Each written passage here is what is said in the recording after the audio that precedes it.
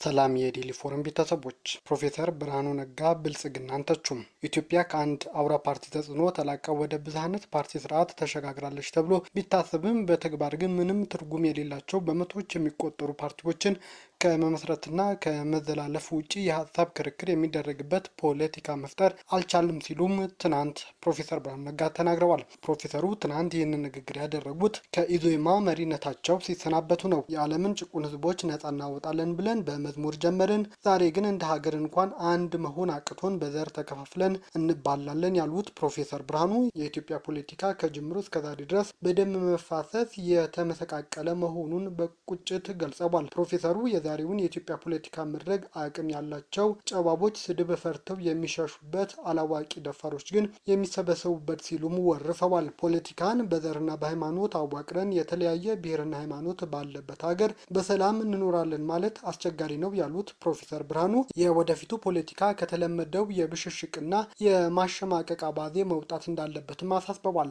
አክለቡም የሚደማመጥ ፖለቲካ ሊኖረን ይገባል፣ እኔ ያልኩት ብቻ ነው ልክ ከሚል ባዶ የአላዋቂነት ትዕቢት ወይም ለማሸነፍ እስከጠቀመኝ ድረስ ሌላ የሀገር ልጅ ቢጎዳ ግድ የለኝም ከሚል ግዴለሽነት መታቀብ ይሻላል። የተለያየ ሀሳብ የያዘውን ሁሉም እንደ መደበኛ ጠላት አድርጎ ከመቁጠር መቆጠብ ያስፈልጋል ሲሉም አሳስበዋል። እስካሁን ስንጓዝበት በነበረው የፖለቲካ ስነ ልቦናና አካሄድ እንደ ሀገር በዓለም ደረጃ እየመጣ ያለውን ከባድ ወጀብ መቋቋም በፍጹም አያስችለንም ሲሉም ፕሮፌሰር ብርሃኑ ነጋ አስጠንቅቀዋል። የእስራኤል ጠቅላይ ሚኒስትር ቤንያሚን ኔታንያሁ ወንድም በኢራን የሚሳኤል ጥቃት ሳይገደል እንዳልቀረ ተገለጸ። የሩሲያው አርቲ የዜና ምንጭ እንዳለው ኢራን በኔታንያሁ መኖሪያ ቤት ላይ በወሰደችው የሚሳኤል ጥቃት ግድያው ሳይፈጸም እንዳልቀረ ጠቁሟል። የኔታንያሁ ቤት ቤንግቨር ያለው ቤታቸው በኢራን የሚሳኤል ጥቃት የደረሰበት ሲሆን ቤቱም ክፉኛ ጉዳት እንደደረሰበት የዜና ምንጩ አስታውቋል። አርቲ የዜና ምንጭ እንዳለው አደጋው የተከሰተው በመኪና ግጭት ነው። መኪናው ከቤቱ ጋር ሲጋጭ የእሳት አደጋ ተከስቷል ሲል ቢቢሲ አስተባብሯል ሲልም አስረድቷል። ነገር ግን አርቲ የዜና ምንጭ ይህን የቢቢሲ ወሬ ግን አልተቀበለም። ነገር ግን የኔታንያሁ ወንድም የነበረው በወንድሙ መኖሪያ ቤት ነበር። ኢራን የሚሳኤል ጥቃቱን ስታደርስም እዛው ተገድሏል ብሏል አርቲ የዜና ምንጭ። ትራምፕ ወደ ኢራን እግረኛ ሰራዊት የማሰማራት ሀሳብ እንደሌላቸው ተናገሩ። ከእስራኤል ጋር በመቀናጀት በኢራን ላይ መጠነ ሰፊ የአየርና የሚሳኤል ጥቃት እያካሄዱ ያሉት የአሜሪካው ፕሬዝዳንት ዶናልድ ትራምፕ እግረኛ ሰራዊት ወደ ኢራን የማሰማራት እቅድ እንደሌላቸው ጠቁመዋል። ትራምፕ ለኒውዮርክ ፖስት እንደተናገሩት እስካሁን ባለው ሁኔታ የአሜሪካ ወታደሮችን ወደ ኢራን እንደሚዘምቱ ከሚያደርሰው ውሳኔ እንዳልደረሱ አስረድተዋል። ፕሬዝዳንት ትራምፕ ኢራን ያላትን የዩራኒየም ክምችት ደህንነት ለመጠበቅ እግረኛ ወታደሮችን ለማሰማራት እያሰቡ እንደሆነ ለቀረበላቸው ጥያቄ በዚህ ላይ ምንም አይነት ውሳኔ ላይ አልደረስንም፣ ወደዚያ ውሳኔ ከሚያደርሰን ሁኔታ አልተቃረብንም ሲሉም ወታደር የመላክ ሀሳብ እስካሁን ድረስ አሜሪካ እንደሌላት ገልጠዋል። የኢራን ጠቅላይ መሪ በመወሰን ላይ ሚና እንዲኖራቸው እንደሚፈልጉ ባለፉት ቀናት ሲናገሩ የነበሩት ትራምፕ የኢራን የሊቃውንት ቡድን የቀድሞ የሟቹን ጠቅላይ መሪ ልጅ ቦታውን እንዲይዝ በመምረጣቸው ደስተኛ እንዳልሆኑም ተናግረዋል። በኢራን ላይ የተከፈተው ጥቃት ተባብሶ 10ኛ ቀኑ ላይ በደረሰበት በዛሬ ዕለት ሰኞ በመካከለኛው ምስራቅ ባሉ ሀገራት ውስጥ ፍንዳታዎች በስፋት ተሰምተዋል እየተባለ ነው። በአሜሪካና በእስራኤል ጥቃት ስር በምትገኘው በኢራን ዋና ከተማ ቴሄራንና በእስራኤል ጥቃት የሚፈጸምባት የሊባኖስ ዋና ከተማ ቤይሩት ውስጥ ከባድ ፍንዳታዎች እየተሰሙ ነው። ኢራን በእስራኤል ላይ እየወሰደች ባለው የአጸፋ እርምጃ ቴል አቪቭ ውስጥ አንድ ሰው መገደሉን የአገሪቱ መንግስት አስታውቋል። ቱርክ ደግሞ በበኩሏ ወደ አየር ክልሏ የገባን የኢራን ሚሳኤል ማውደሟን አስታውቃ ዩናይትድ አረብ ኤምሬትስም መከላከያ ሚኒስቴር በአስሮች የሚቆጠሩ ድሮኖችን መቶ መጣሉን ገልጧል። ጥቃቶቹ በተለያዩ ሀገራት ውስጥ መቀጠላቸው እየተነገረ ባለበት በአሁኑ ወቅት የነዳጅ ዋጋ ክፉኛ አሻቅቧል። ሩሲያ በዩክሬን ላይ ወረራ ከከፈተች ወዲህ የነዳጅ ዋጋ በበርሜል $100 በላይ ደርሷል። ሀገራት ይህንን ለመቆጣጠር የመጠባበቂያ ነዳጃቸውን ለመጠቀም እንዲሁም የዋጋ ጭማሪን ለመቆጣጠር እርምጃ እየወሰዱም ይገኛል። የዩናይትድ ኪንግደም ጠቅላይ ሚኒስትር ጦርነቱ የሚራዘም ከሆነ ቤተሰቦችና የንግድ ተቋማት በከፍተኛ ሁኔታ ጫና እንደሚደርስባቸው ተናግረዋል። ዶናልድ ትራምፕ ግን ከፍተኛው ከፍተኛው የነዳጅ ዋጋ ጭማሪ ለዓለም ሰላም ሲባል የሚከፈል በጣም ትንሽ ዋጋ ሲሉም አጣጥለውታል። የኢራን ጠቅላይ መሪ በመተካት የሟች አያቶላ አሊ ሀሚኒ ልጅ ሞጅተባ ኻሜኒ መመረጣቸው ተከትሎ እስራኤልና አሜሪካ ተተኪውን መሪ ኢላማ አድርገው እየሰሩም ይገኛል። ይህም ጦርነት በቅርቡ አይቋጭም የሚል ስጋትም ከብዙዎች ዘንድ እየተሰማ ነው። የኢራን ጠቅላይ መሪ ቦታ በአሜሪካና በእስራኤል ጥቃት የተገደሉት የአያቶላ አሊ ሀሚኒ ልጅ መረከባቸው ተከትሎ በኢራን ዋና ከተማ ቴህራን የድጋፍ ሰልፍ ታየም። አደባባይ የወጡት የመንግስት ደጋፊዎች የሟቹን ጠቅላይ መሪ እና የልጃቸው ፎቶግራፍ ከኢራን ባንዲራ ጋር አድርገው ይዘው ድጋፋቸውን ሲገልጡም ታይተዋል። የፈረንሳይ የዜና ወኪል ኤኤፍፒ እንደዘገበው በሺዎች የሚቆጠሩ ኢራናውያን በዋና ከተማዋ ቴህራን ማዕከላዊ ክፍል ወደሚገኝ አደባባይ በመውጣት ለአዲሱ ጠቅላይ መሪያቸው ድጋፋቸውን አሳይተዋል። የአዲሱ መሪ ምርጫ በመደገፍና አደባባይ ከወጡት ኢራናውያን በተጨማሪ ሌሎች ደግሞ አዲስ ጠቅላይ መሪ ከአባታቸው የከፋ ናቸው በሚል ለቢቢሲ የፋርስ ቋንቋ አገልግሎት ተናግረዋል። ኢራን ዓለም አቀፍ የመገናኛ ብዙሃን ወደ ሀገሯ ገብተው እንዳይዘግቡ ጥብቅ የቪዛ ቁጥጥር ስለምታደርግ በአገሪቱ ውስጥ ያለው ሁኔታ ለማወቅ የሚያስችል መረጃዎች ማግኘት አልቻልኩም ሲል ቢቢሲ ተናግሯል። በዓለም ላይ የነዳጅ ዋጋ በከፍተኛ ደረጃ ጭማሪ ሲያሳይ በዚህም ምክንያት የሌሎች ሸቀጦች ዋጋ ክፉኛ እየጨመረ ነው ሲሉ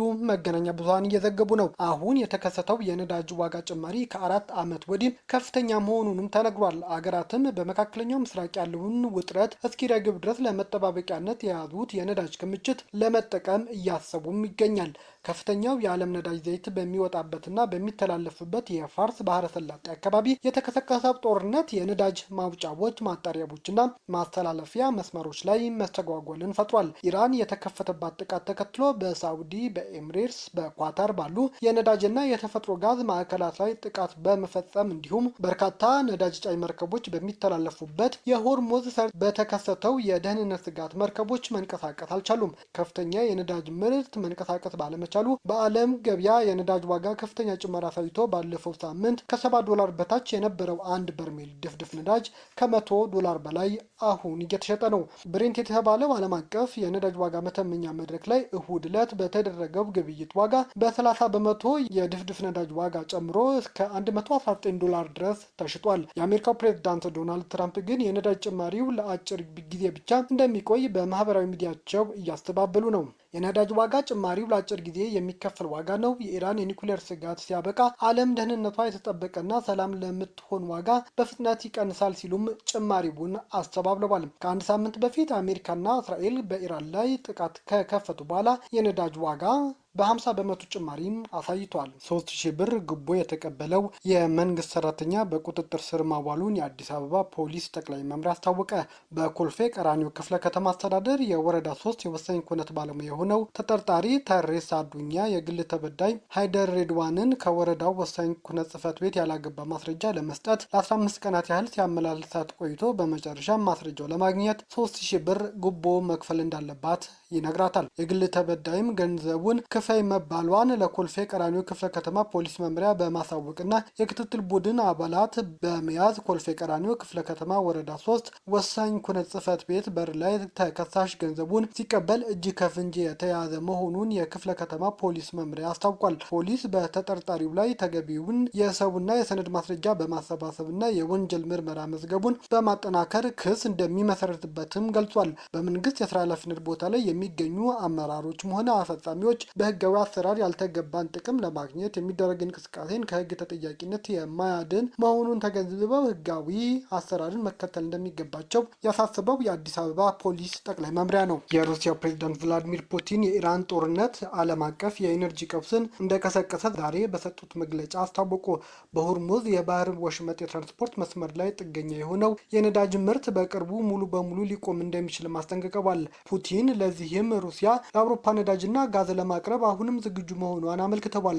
ሩሲያ በዓለም ሁለተኛዋ ትልቁ የነዳጅ ላኪ ሀገር ስትሆን በዓለም ትልቁ የተፈጥሮ ጋዝ ክምችት ያላትም ሀገር ነች። ከመንግስት ባለስልጣንና ከሩሲያ ታላላቅ የነዳጅና የጋዝ አምራች ኩባንያዎች ኃላፊዎች ጋር በቴሌቪዥን በተላለፈ ስብሰባ ላይ ንግግር ያደረጉት ፑቲን የአውሮፓ ደንበኞች ከፖለቲካ ነፃ ወደሆነ የረጅም ጊዜ የትብብር ማዕቀፍ ለመመለስ ከፈለጉ ሞስኮ ዳግም አብራቸው ለመስራት ዝግጁ መሆኗን ገልጠዋል። የአውሮፓ ኩባንያና ገዥቦች አቅማቸውን በድጋሚ ፈትሸው ከፖለቲካ ጫናዎች ነፃ የሆነ የረጅም ጊዜ ዘላቂ ትብብር እንዲኖር ከወሰኑ አቦኝንን ፈጽመን አንጠላም ብለዋል። ፑቲን ከአውሮፓውያን ጋር አብረን ለመስራት ዝግጁ ነን። ነገር ግን ከእነሱ በኩል አብረውን ለመስራት ፈቃደኛ መሆናቸውንና ይህንንም ዘላቂ መረጋጋት እንደሚያረጋግጡ የሚያሳይ ግልጽ ምልክቶች እንፈልጋለን ሲሉም ፑቲን ተናግረዋል።